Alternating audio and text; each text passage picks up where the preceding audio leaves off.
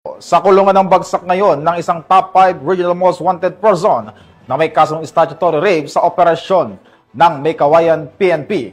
Patroluman Mildred Tawagon, ibalita mo. Ito ng May Kawayan City Police Station ng isa sa top 5 most wanted person, regional level sa isang mabilis at matagumpay na operasyon sa barangay Saloysoy, May Kawayan City, Bulacan nito lamang ika-1 ng Disyembre taong kasalukuyan.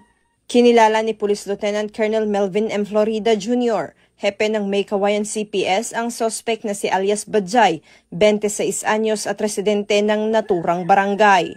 Nadakip ang akusado sa ikinasang operasyon ng pinagsanib na puwersa ng May Kawayan CPS at Provincial Intelligence Team Bulacan East. Ang pag-aresto ay isinagawa sa bisa ng warrant of arrest para sa kasong statutory rape na inilabas ni Honorable Olivia V. Escobia Samar, presiding judge ng Regional Trial Court Branch 79 Malolos City, na walang inirekomendang piyansa.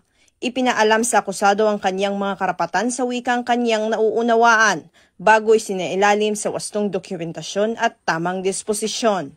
Patuloy ang Bulacan PNP sa ilalim ng pamumuno ni Police Colonel Angel L. Garciliano, Provincial Director ng Bulacan Police Provincial Office, sa mas pinaigting na kampanya laban sa kriminalidad at sa mahigpit na pagpapatupad ng batas.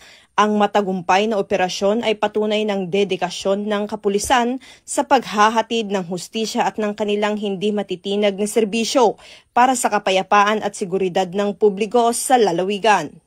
Mula dito sa Bulacan Police Provincial Office, ako ang inyong PNN correspondent, Patrolwoman Mildred A. Tawagon, alagad ng batas, tagataguyod ng balitang pulis.